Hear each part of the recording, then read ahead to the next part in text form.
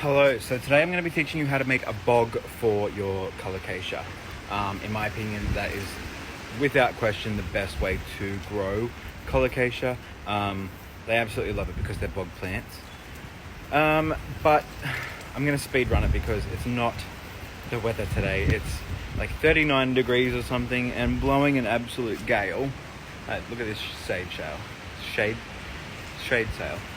Like, it's just insane out here. So I'm going to do my absolute best to go really quick. But I'll quickly show you the things that you're going to need. So you're going to need a storage container. I use the 80 litre one from Bunnings. I think they're about $17. I used to use clear ones, but they deteriorate so quickly in the sun that it's just not worth it. You're better off spending a little bit more and getting these ones. You're also going to need something to put holes in the side of the storage containers. I have tried a few different things. The best thing that I've found to use is a soldering iron. You can get these from Bunnings. This one, I think it was $12. So it's very affordable and it does such a quick job. And then you're also probably going to want some gloves because we're playing with some smelly things, and if you're a bit of a softy like me, then I don't like smelling like actual shit, so yeah, I wear gloves. You're also going to want to get some sugarcane mulch. This is insane. You're also going to want to get some compost, which is super cheap at Bunnings. I think the bag's like $5. And then you want to get some cocoa peat. I use this one. This is my absolute favorite. I use this in my actual soil mixes as well. And I think it's gone up a little bit. It used to be about $12. It might be 13 or something now. I don't even know, to be honest. And then lastly, you want some dynamic lifter. I use the organic one because it doesn't smell as bad, and these bogs will smell. So that's why they're best to have them outdoors. I'm also going to be using this to get rid of it. It's fertilizer for your lawn, but I used it in my actual mixes and it killed every single plant that I've put into it because it's too strong, except the Colocasia. The Colocasia loved it. So I'm going to use it in these bogs and then never, ever, ever buy it again.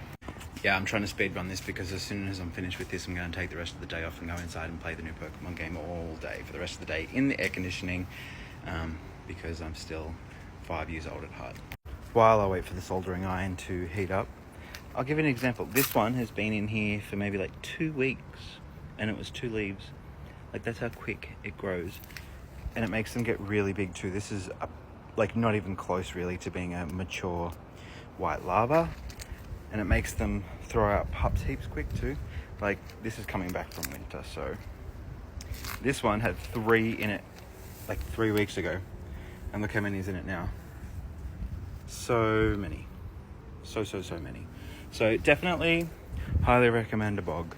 Like, I will fight until I'm blue in the face recommending people to put their Colocasia in bogs in direct sun.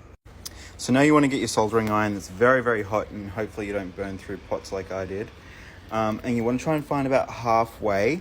What am I saying? You want to go maybe like 5 inches down from the top kind of thing and just stab it in there and it'll melt a hole, but don't breathe this stuff in. So you want to try and just make it a little bit bigger so then hopefully things don't get stuck in there and block it up. Oh, it smells so bad. Like that. And you want to do that on the other side too. About the same, well, as close to the same length down as you can get without measuring, because I'm not going to go to that extreme. I don't really know if you can tell, maybe not. But they're about the same size. I think this one's a little bit size. What am I saying? They're about the same length up. This one's a little bit higher. But the purpose of these is that then, so if there's any overfill of water, it drains out the sides. And we put 2 in case one gets blocked. Because if it goes over the top, then you're going to lose all of the sugarcane mulch off the top. So yeah, you don't want the water to be completely full in here. It's actually pretty hard to do this one-handed. But the first thing you want to do is put sugarcane mulch in the bottom. Like that. It doesn't have to be too big of a layer. Just get it in there, don't breathe it in, yuck. I should also, look how sweaty I am, gross. I should also quickly mention that you should probably have the bogs in place where you're going to keep them, because they do get quite heavy once this whole process is done. So I've just gone ahead and put them where they're going to be going. And also I should quickly plug the website and say there's quite a lot of varieties of Colocasia on the website, elusiveplants.au. So the link's in the bio now. TikTok finally let me do it. The next thing we're going to do is dump 1 whole bag of the cocoa peat and 1 whole bag of the compost in. The next thing you're going to want to do is pretending this is dynamic lifter. Again, do not use this, it's awful. You're going to do a thin layer of dynamic lifter. Oh, and this smells so bad too. It's just like straight up ammonia. Just like that. I'm trying to use the rest of it without going crazy. I wasn't even showing you, sorry. We're almost finished now. The last thing you get, well, not the last thing, but the next thing you're going to do is you're going to mix it all about until it's pretty well and truly mixed, but trying to leave the sugarcane mulch at the bottom. It doesn't need to be perfect.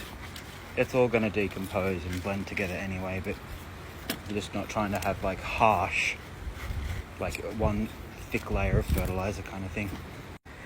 Next thing you're going to do is pick out which plants are going to go in what. I've got Colocasia limeade. That's a better leaf. I've got Colocasia Queen of Phoenix, which is an incredible one. It's like white lava, but on top of the white it gets like a thick stream of pink. And down here we're going to have Black Magic. You're probably wondering why this one looks a bit different. I just dumped in some old soil in here just to get rid of it. I should also explain what each layer does. The sugarcane on the bottom, it's like, in my mind, it's just like a bit of a filtration system, but it probably doesn't even work because it will just break down. But the compost and the dynamic lifter are like fertilizers. The peat is obviously just like the water retention part of it, and then the sugarcane mulch that we're about to put on top is to prevent water escaping for as much as possible, because these are like in direct sun. It's going to evaporate a lot quicker, and also it stops, well, it's a preventative measure for weeds and stuff growing in there as well. So yeah, now we're going to put like a layer of sugarcane mulch along the top. Another thing I need to mention is Colocasia are the most dramatic plants that I have. And I'm telling you this so then if you make a bog and you put your Colocasia in it, you don't then turn around and get the shits with me because your Colocasia's died. So, some things you need to know. Do your absolute best to not disturb the roots. More often than not, you're going to have some breakage here and there, but just do your best to not disturb the roots. And it is completely normal for the Colocasia to then lose every single one of their leaves that they've grown. Probably like the next day. The next day you'll come out and more than likely they're going to be all crispy and dead. Completely normal. It happens, but give it a week and they'll start growing another leaf.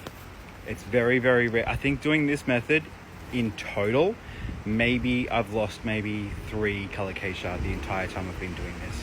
And as you can see, like, there's so many Colocasia. This method is incredible.